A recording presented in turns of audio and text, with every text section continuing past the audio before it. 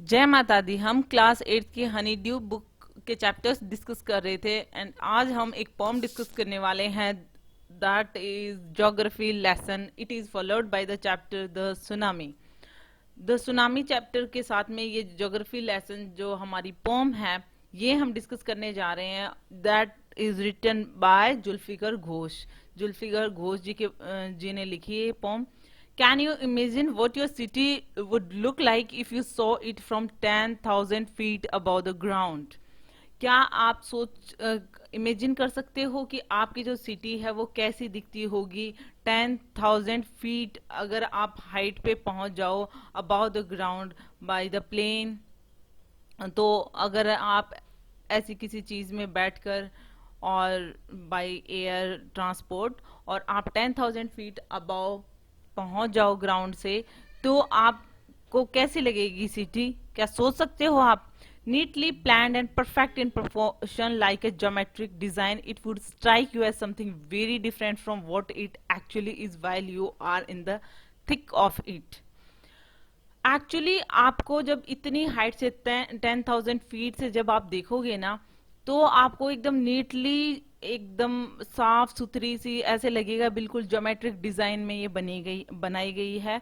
पूरी अर्थ जो है वो परफेक्ट पोर्शन में दिखेगी आपको कि किस तरीके से हर जगह पे मतलब कोई जगह है तो किस तरीके से कटिंग की गई है, किस तरीके से बाउंड्रीज हैं, किस तरीके से जो फील्ड्स हैं वो हैं। सो परफेक्टली ज्योमेट्रिक डिजाइन से दिखती है। लेकिन अगर आप पास में जाते हो मतलब when we are on ground तो ऐसा कुछ भी नहीं होता है। मतलब हम उसके पास होते हैं या फिर हम पास से ऑब्जर्व करते हैं तो ऐसा कुछ भी नहीं दिखाई देता है, वो बहुत डिफरेंट होता है। आपने कभी ऐसे देखा होगा ऊंचाई से, अगर आप कभी प्लेन वगैरह में बैठे हैं और अगर नहीं बैठे हैं तो भी अगर आप इमेजिन करोगे तो कैसा लगेगा। और अगर कभी आपको एक्सपीरियंस करने का मौका मिले तो जरूर कीजिएगा, बहुत ब्यूटीफुल व्यू होता है। Here is the poet's description of just such a view of city and some questions that come to his mind.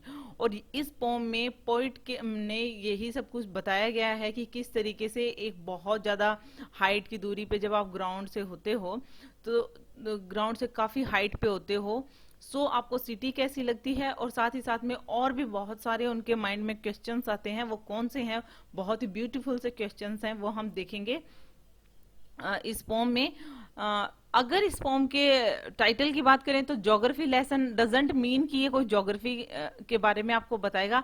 That means कि व्यूज, मतलब अगर आप एक हाइट पे होते हो और उस टाइम पे जो लैंड के जो व्यूज होते हैं दैट इज अबाउट ज्योग्राफी ना, कि ज्योग्राफी ऑफ द लैंड।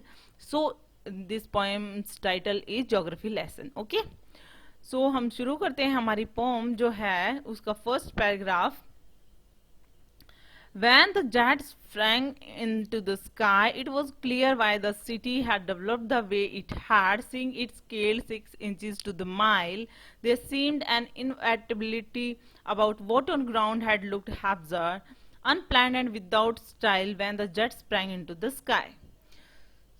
यहाँ पे कोई जेट है या कोई प्लेन है, जैसा कि मैंने बताया अगर आप उसमें बैठे होते हो और आप काफी हाइट पे होते हो तो कैसी नजर आती है। तो जब आप कोई जेट जो होता है sprang into the sky means take off करता है, स्काई में उड़ रहा होता है। At that time it was clear why the city has developed the way it had, कि हमें ये पता चलेगा कि हाँ सिटी ऐसी क्यों है जैसे कि डेवलप की गई है।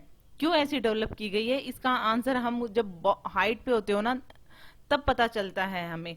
क्यों वहां पे ऐसा लगता है कि मतलब परफेक्टली फील्ड्स हैं, जो बाउंड्रीज हैं, हर चीज का जो भी बाउंड्रीज सेट की गई है एकदम ऐसा लग रहा है कि बिल्कुल ज्योमेट्रिक डिजाइन में है। Seeing it scaled 6 inches to the mile. और क्यों ऐसा लगता है? क्योंकि जब आपका जो माइल्स की जो डिस्टेंस होती है वो बिल्कुल 6 इंच की रह जाती है। दैट मीन्स कि आपको दूर से काफी हाइट से जो डिस्टेंस होता है वो भी बहुत कम नजर आता है, कि ऐसा लगता है कि ये बिल्कुल पास में है और मतलब हम इतनी सी दूरी तो बहुत जल्दी तय कर लेंगे। ऐसी चीजें हमें नजर आती हैं। माइल्स की दूरी होती है वो कुछ इंचेस में कन्वर्ट हो जाती है और स्काई से जब देखते हैं तब हमें पता चलता है कि किस तरीके से स्केल्ड की गई है हमारी जो लैंड है। There seemed an inevitability. Inevitability का मतलब होता है दैट कांट बी अवॉइडेड, कि ऐसा लगता है कि इसे हम अवॉइड नहीं कर सकते। About what on ground had looked haphazard, तो जो कि हमें ग्राउंड पे रहते हुए काफी haphazard, that means without plan और ऑर्डर। जो हमें ग्राउंड से बिना कोई प्लान और ऑर्डर के नजर आता है ना, वो एक हाइट पे हमें बिल्कुल प्लान और ऑर्डर से नजर आता है, और उसे हम बिल्कुल भी अवॉइड नहीं कर सकते हैं। मतलब वो ऑब्वियस ही चीज है कि वो जो बाउंड्रीज होंगी वो किस तरीके से सेट की गई हैं, वो एक पर्टिकुलर ऑर्डर की वजह से की गई हैं। जो हम ग्राउंड पे रहते हुए हमें ऐसा लगता है कि बिल्कुल विदाउट प्लान और विदाउट एनी ऑर्डर है, लेकिन ऊपर से आपको बिल्कुल सही नजर आएगा। Unplanned and without style when the jet sprang into the sky, मतलब जब आप लैंड पे थे तो उस टाइम पे आपको विदाउट प्लान और ऑर्डर का जो नजर आ रहा था, बिल्कुल अनप्लान्ड सी, विदाउट कोई स्टाइल की, वो लैंड जब आप हाइट पे होते हो तब आपको पता चलता है कि दैट कांट बी अवॉइडेड। ये किस तरीके से आपको ये दिख रही है, एकदम परफेक्टली स्केल्ड। अब इसमें जो फर्स्ट पैराग्राफ है, इसमें ये हम बात करें तो ये बताया गया है कि किस तरीके से जो हमारी लैंड होती है वो हाइट से दिखती है। जो माइल्स की दूरी होती है वो 6 इंचेस तक ही रह जाती है अगर आप हाइट से देखते हो तो। और कुछ चीजें जैसे कि आपको लगता है कि जब आप ग्राउंड पे रहते हो कि बिल्कुल डिसऑर्डर है, विदाउट एनी प्लान है, जो भी कुछ है, या फिर विदाउट स्टाइल है, वो चीज आपको ये लगती है कि that can't be avoided when we are on height, means on thousands of height. Okay, अब हम सेकंड पैराग्राफ देख लेते हैं। When the jet reach 10,000 feet, it was clear why the country had cities where the rivers ran and why the valleys were populated. The logic of geography that land and water attracted man was clearly delineated when the jet reached 10,000 feet. अब यहाँ पे अभी तक तो sprang into the sky बताया था first paragraph में कि आप स्काई में जाते हो तब क्या होता है। अब आपका जो प्लेन है वो और भी ज्यादा हाइट पे पहुंच गया है, दैट मीन्स ऑन 10,000 फीट, और 10,000 फीट ऊपर जब आपका जेट पहुंच जाता है तो आपको ये लगता है, अब ये चीजें क्लियर हो जाती हैं। जो आपको पहले स्केल, इंचेस, माइल्स की जो दूरी आपको समझ में आ रही थी, वो अब आपको ये समझ में आता है कि कंट्री और सिटीज जो होती हैं, रिवर्स होती हैं, वो मतलब इस तरीके से कैसे हैं।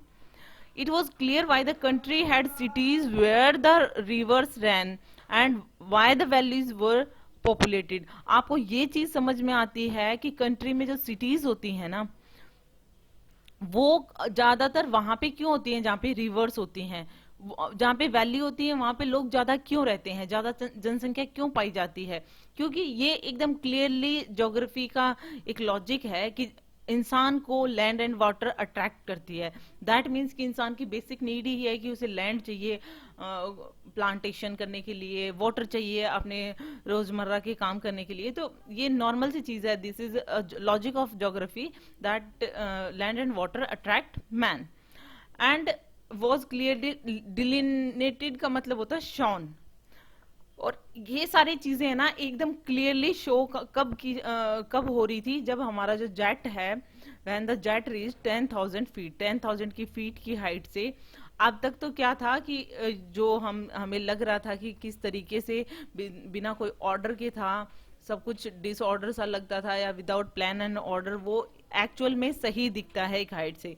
सेकंड पैराग्राफ में ये बताया गया है कि जब जेट जो है 10,000 फीट हाइट पे पहुंच जाता है, सो पूरा मतलब ये क्लियर हो जाता है कि जो कंट्री में सिटीज वगैरह होती हैं वो रिवर के पास में क्यों होती हैं ज्यादातर, ऐसे क्यों ज्यादा पॉपुलेशन जो है वो वैलीज के पास में क्यों पाई जाती है। क्योंकि ये ज्योग्राफी का नॉर्मल सा लॉजिक है कि जहाँ पे लैंड एंड वाटर होता है वहीं पे इंसान होता है। सो ये सारी चीजें जो हैं वो एकदम क्लियरली नजर आ रही थी from the height of 10,000 feet. Okay, now the third and the last paragraph here we are going to discuss is when the jet rose 6 miles high. अब क्या था कि पहले तो jet sprang into the sky, then on 10,000 feet height, and now jet rose 6 miles high. मतलब अब 6 मील दूर की हाइट पे होता है जब jet. It was clear the earth was round. अब ये चीज नजर आती है कि जो अर्थ है वो गोल है, और and that is had more sea than land. और हमें ये बहुत अच्छे से पता है, ग्लोब वगैरह में देखते हैं, हम मैप में देखते हैं कि सी ज्यादा है इन कंपैरिजन टू लैंड। तो अगर हम 6 माइल्स हाइट पे होते हैं तो ये चीज क्लियर हो जाती है कि अर्थ गोल है और जमीन से ज्यादा समुद्र है, मतलब the land is more than, sorry, it is clear that sea is more than land.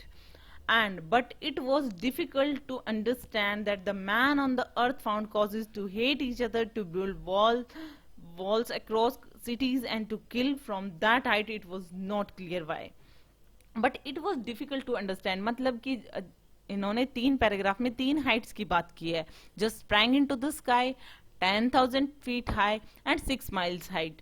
लेकिन 6 माइल हाइट से आपको ये भी नजर आएगा कि पृथ्वी गोल है, आपको ये भी समझ में आएगा कि किस तरीके से कि जो इतनी माइल से राउंड है और किस तरीके से सी और लैंड है, कि सी और लैंड में क्या प्रोपोर्शन है, कि मतलब ज्यादा वाटर है in comparison to land.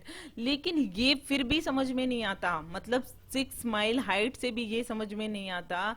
It is difficult to understand that कि इंसान जो अर्थ पे रह रहा है वो इतने सारे रीजंस, इतने सारे कॉजेज कैसे फाइंड आउट कर लेता है एक दूसरे से नफरत करने के लिए, कि मतलब इतने सारे रीजंस क्यों है लोगों के पास में, क्यों फाइंड आउट कर लेते हैं वो इतने सारे रीजन एक दूसरे से नफरत करने के लिए, एक दूसरे के लिए वॉल क्रिएट करने के लिए, सिटीज के बीच में वॉल क्रिएट करने के लिए और एक दूसरे को मारने के लिए। इतनी हाइट से भी ये चीज तो समझ में नहीं आती, मतलब कितनी अच्छी at the end Zulfikar Ghosh ने इस जो पोएम में बताया है ज्योग्राफी लेसन में, कि सब कुछ नजर आता है एक हाइट से, कि मतलब किस तरीके से हमारी लैंड की ज्योग्राफी है। लेकिन इतनी ज्यादा हाइट से भी ये चीज समझ में नहीं आती है कि इंसान जो अर्थ पे रह रहा है वो एक दूसरे से इतनी नफरत क्यों करता है, सिटीज के बीच में वॉल्स क्यों बना रखी हैं, एक दूसरे को मार क्यों रहे हैं। इतनी from that height it was not clear why, और इतनी हाइट के बाद में भी ये चीज तो क्लियर नहीं होती है। सो होप आपको भी ऐसा लगा होगा कि बहुत अच्छा, ये लास्ट में की जो ये 4-5 लाइन है ये मुझे तो बहुत ब्यूटीफुल लगी, होप आपको भी लगी होंगी।